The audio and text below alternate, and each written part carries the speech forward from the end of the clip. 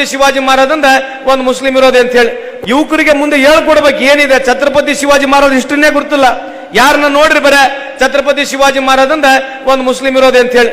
ಕೊನೆಯದಾಗಿ ಹೇಳಿ ಬಯಸ್ತೀನಿ, ಮೊನ್ನೆನೂ ಬಂದಾಗ ಹೇಳಿದ್ದೆ, ನೀವು ಪತ್ರಿಕಾ ಮಾಧ್ಯಮ ಇದ್ದೀರಿ, ಔರಂಗಜೇಬ್ ಅಡ್ವೈಸರ್ ಯಾರು?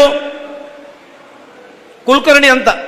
ಯಾರು ಯಾರು यार कौन होता? औरंगजेब सा एडवाइजर कौन होता? कुलकर्णी म्हणून माणूस होता, त्या औरंगजेबचा एडवाइजर. ಇಲ್ಲಿ ಛತ್ರಪತಿ ಶಿವಾಜಿ ಮಹಾರಾಜರ ಅಡ್ವೈಸರ್ ಯಾರು? ರುಸ್ತುಮೆ ಜಮಾಲ್. ಯಾರವರು? ಯಾರು ಓದ್ಕೊಂಡಿರ? ಯಾವಾಗನ ಯಾರ ಭಾಷಣ ವಾಟ್ಸಪ್ ನ ಬಂದ್ಬಿಡ್ತವೆ, ಕೇಳ್ಬಿಡೋದು. ಭಗವಾ ಕಲರ್ ಯಾರ್ದು? ಯಾರು ಭಗವಾ ಕಲರ್? ಯಾರು ಭಗವಾ ಕಲರ್ ಯಾರ್ದು? सांगा वो साहेब पेट घातला की.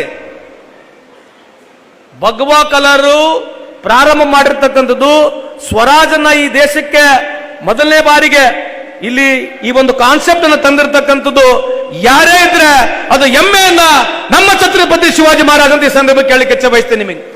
ಭಗವಾ ಕಲರ್ ನಮ್ದೆ, ಸ್ವರಾಜ್ ಅಂತಕ್ಕಂಥ ಹಿಂದೂ ಸ್ವರಾಜ್ ಅಂತಕ್ಕಂಥ ಕಾನ್ಸೆಪ್ಟ್ ತಂದಿದ್ದು ನಾವು.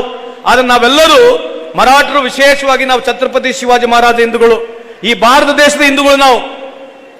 ನೀವು ಯಾವುದೋ ಕಾನ್ಸೆಪ್ಟ್ ನಲ್ಲಿ ಯಾವುದೋ ಟ್ರೈನಿಂಗ್ ಕೊಡ್ತಾರೆ, ಅದಕ್ಕೆ ದಯಮಾಡಿ ಹೋಗ್ಬೇಡಿ. ಈ ದೇಶದಲ್ಲಿ ಹಿಂದೂ, ಮುಸ್ಲಿಂ, ಸಿಖ್, ಇಸಾಯಿ ನಾವೆಲ್ಲ ಒಂದೇ ತಾಯಿಯಾಗಿ ಮಕ್ಕಳಾಗಿ ಬದುಕ್ತಕ್ಕಂತ ಈ ದೇಶದ ಸಂಸ್ಕೃತಿಯನ್ನ, ಐಕ್ಯತೆಯನ್ನ ನಾವೆಲ್ಲ ಕಾಪಾಡ್ಕೊಂಡು ಹೋಗ್ಬೇಕಂತ ತಮ್ಮಲ್ಲಿ ಕಳಕಳಿ ಮನವಿ ಮಾಡ್ಕೊಳ್ತೀನಿ ನಿಮಗೆ. ನೀವು ಎಲ್ಲಿವರೆಗೆ ಯೋಚನೆಗಳು ಮಾಡೋದಿಲ್ಲ, ನಮಗೆ ಮುಂದೆ ಸಮಾಜ ಕಟ್ಟೋದು ಕಷ್ಟ ಆಗುತ್ತಂತ ಈ ಸಂದರ್ಭ ಕೇಳಲಿಕ್ಕೆ ಇಚ್ಛೆ ಬಯಸ್ತೀನಿ. ನಾನು ಸಮಯ ಬಹಳ ತಗೊಂಡಿದ್ದೇನೆ. ಇನ್ನೊಂದು ಸರಿ ಯಶವಂತಣ್ಣವರೇ ಕರೆಸ್ರಿ, ನಾವು ಬೇಕಿದ್ರೆ ನಿಮಗೆ ಉದ್ಯೋಗ ಮೇಳ ಬೇಕಿದ್ರೆ ಉದ್ಯೋಗ ಮೇಳ ಮಾಡ್ಕೊಡ್ತೀವಿ.